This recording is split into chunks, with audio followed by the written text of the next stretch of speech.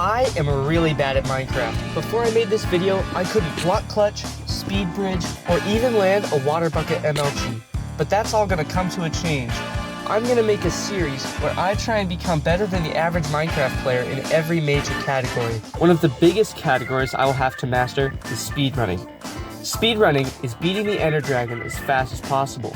The most popular category is Random Seed Glitchless, or RSG. In RSG speedrunning, you create a brand new world you've never seen before and try to beat the game as fast as possible without any cheats or glitches. It sounds cool and all, because it is, but the issue is that many people have dedicated their lives to speedrunning, and some of the world's top runners have found a way to beat the entire game in less than 10 minutes. Like what, dude? That's crazy, bro. Because speedrunning requires skill in so many areas, I'm going to break it down and work on each skill one at a time, starting at the end. Yeah, I don't really know why I chose to start here, other than because it sounded fun, but here we go. Thanks to the speedrunning community, there is a technique out there called a one cycle that can reduce a 40-minute end fight down to just 1 minute. That's this long. I'm kidding, I'm not going to make you wait that long. This technique relies on beds. That's right, beds. Mojang knew that Minecraft would be too easy if you could set your spawn in the nether or end dimensions, so they made it so whenever you click a bed in either of those dimensions, it explodes. I guess Mojang thought it would be kind of funny if a noob tried to sleep in the nether, but died instead, but speedrunners are not noobs. Speedrunners saw this as an opportunity to deal incredible amounts of damage at insane speeds. All you have to do is place a bed on the top of the end fountain when the dragon is perching, explode it, and repeat until the ender dragon is dead. However, it isn't quite that simple. You see how with 5 beds I didn't even get the dragon below half health? That's because speedrunners time their explosions to be right next to the dragon's head, which causes it to take 4 times the damage. You might have noticed these very obvious green boxes surrounding the dragon. Don't worry, Minecraft didn't release some horrible texture update. I put those boxes there by pressing the buttons F3 and B at the same time. These boxes are officially called hitboxes. While you see the dragon like this, the game only sees these hitboxes when processing damage. Before you watch me make a fool of myself trying to actually speedrun, I'd like to quickly mention that I've been using a practice map made by Synapsolus TV, sorry if I mispronounced that, and it's really neat. You can tell that you put a lot of effort into it, and it's got all sorts of things that you can practice regarding speedrun, so seriously check it out. I'll have it linked in the description. I started by isolating just the bed exploding part by pressing this button here, and it was actually pretty easy, and I was able to get a 4 bed in only about 30 minutes of practice. So now it was time to move on to the real deal, which is taking on the entire dimension. Honestly, it didn't go half bad.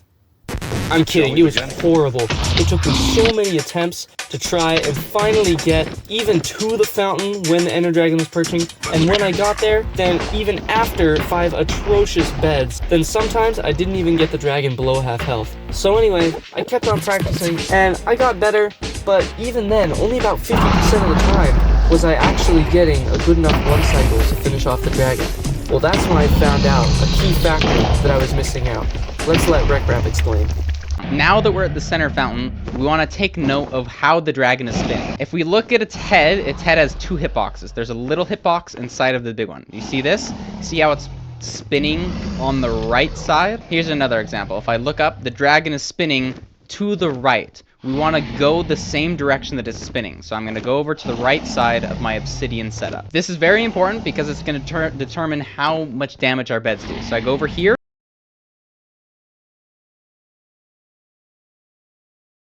That's right, this noob right here literally didn't realize that orientation was important. But thankfully, it was a really easy fix, and I was able to start working on my one cycles and getting them really down to a science. Eventually though, I got the idea, what if I tried this in an actual speedrun? So, I started trying.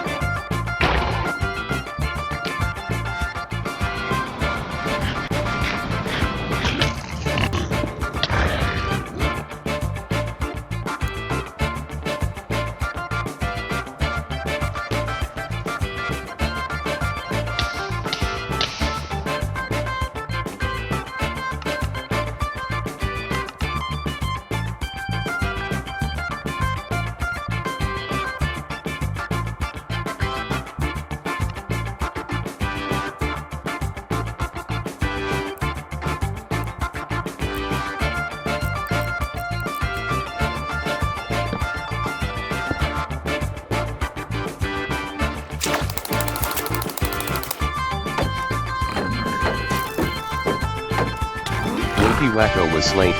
You die.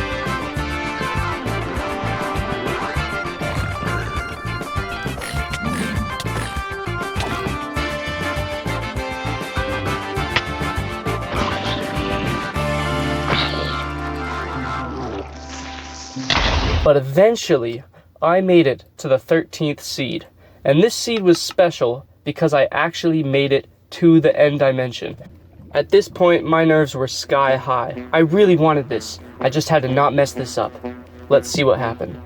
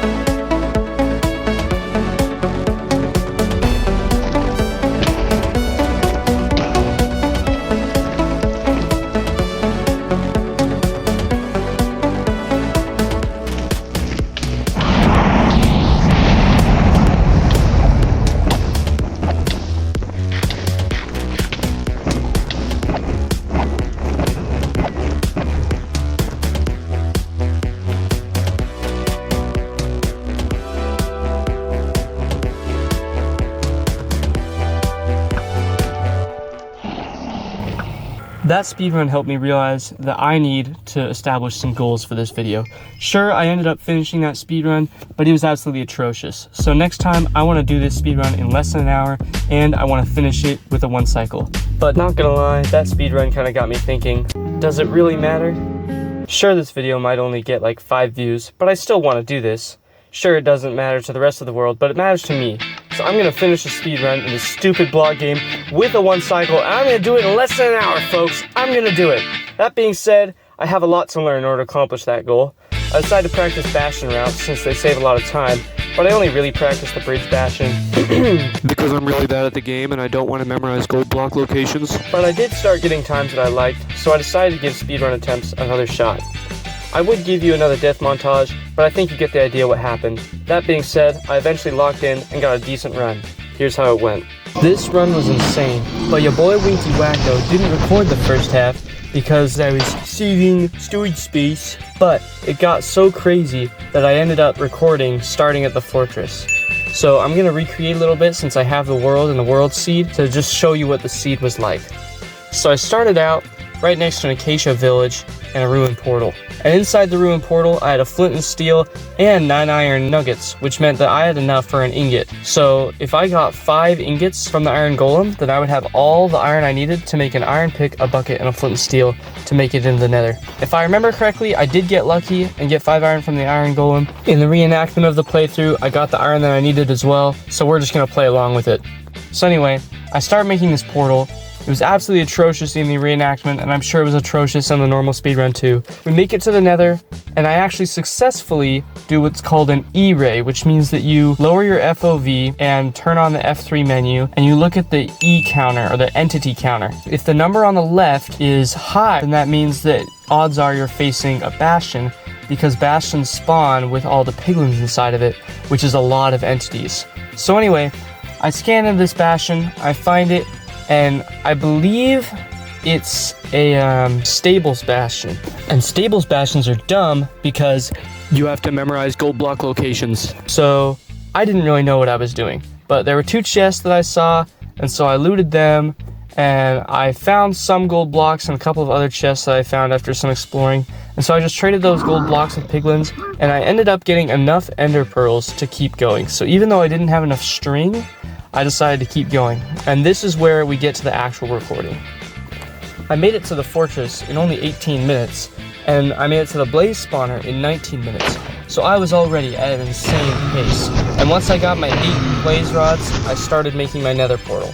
Now while I'm making this horrible portal, I'd just like to ask you to please like the video and subscribe. This may be the only YouTube video I ever post just because of real life situations, but I would seriously appreciate it if this one video that I posted just blew up on YouTube. It would absolutely be a dream come true, and I would love to have y'all be a part of that. But back to the speed run, I'm trying to measure these eyes, and I'll be honest, I'm horrible. There's a 3-degree angle change, but I don't know what on earth that means, and I don't even know if I measured it accurately, but we're just gonna say it was 3 degrees.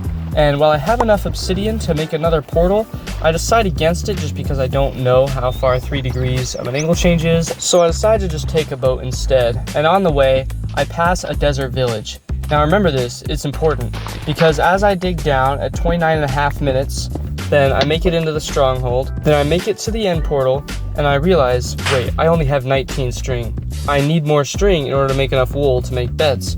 So I decided that I could go back to that desert village and get some beds to finish off this dragon. So anyway, I come back with all my beds, I'm at the portal, and I'm ready to go. So here goes my attempt at my second ever 1 cycle.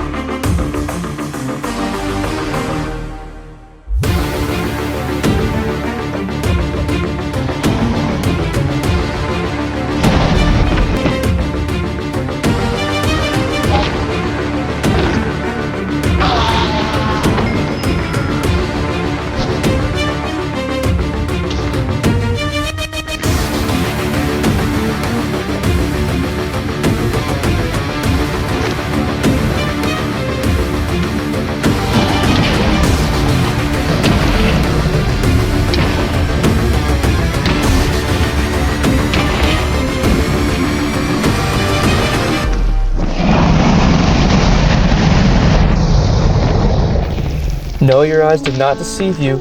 I just did the second WinkyWacko throw of the video. When this happened, I was so disappointed with myself. 51 speedrun attempts later, and hours of grinding, and I still couldn't get this one goal of mine completed. But then, I looked up at the top right of the screen, and I realized, wait a second, I have 16 minutes left. I can still do this. And that desert village, I didn't take all the beds, so I can go back and get some more and try again. So as if it was second nature, I grabbed those beds and went back to the end to face this dragon one last time.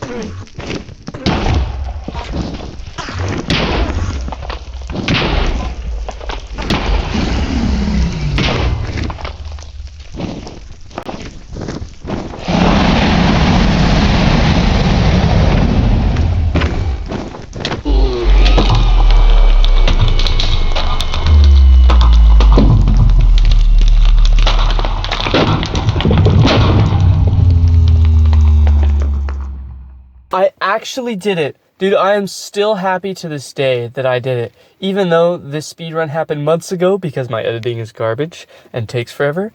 But it still brings me so much joy that I finished this run. And even though I was in a slightly public place, I turned on my microphone just for a second and recorded my reaction. Sorry for the trash audio, it was just the built-in audio of my computer. But bear with me and listen to my natural reaction to what I just did. Yes, dude. Yes. Oh man. Oh, dude, that feels so good. Oh man. Dude, I thought when I messed up the first time I was just done. But this speedrun was so freaking fast, it didn't matter. That was crazy. Oh, dude. My heart was actually pumping the entire time, bro. And I completely messed up the first bit. I was like, okay, bro, I just gotta lock in. Oh, dude, yes. Now this is the point where most people would click off, and I would say thank you so much for watching. And that is true, thank you so much for watching. But I'd ask that you stay, just while I say a few last words. I'm very grateful to my two friends, Lucas My Mucus and Kevin, for being such a motivation for me to complete this video. And I'm also very grateful for Creative Commons. I'm so glad that that's a thing. Because of that, all the music in this video was free for me to use, and all I had to do was credit those artists. So please check them out. I'll link all of their songs in the description that I use in this video, so please check them out. Again, check out the practice map. It truly is very helpful, and I guess I'll see you in the next one. Oh, wait, one last thing, I almost forgot. I've gotten really good at speedrunning. I've finally learned how to kill the Ender Dragon in less than an hour and do a 1 cycle, but I'm still trying to figure out this MLG thing. Like, every single time, I feel like I'm placing it before I hit the ground, but I'm still dying. Can you guys please help me with this? I don't know what's going on.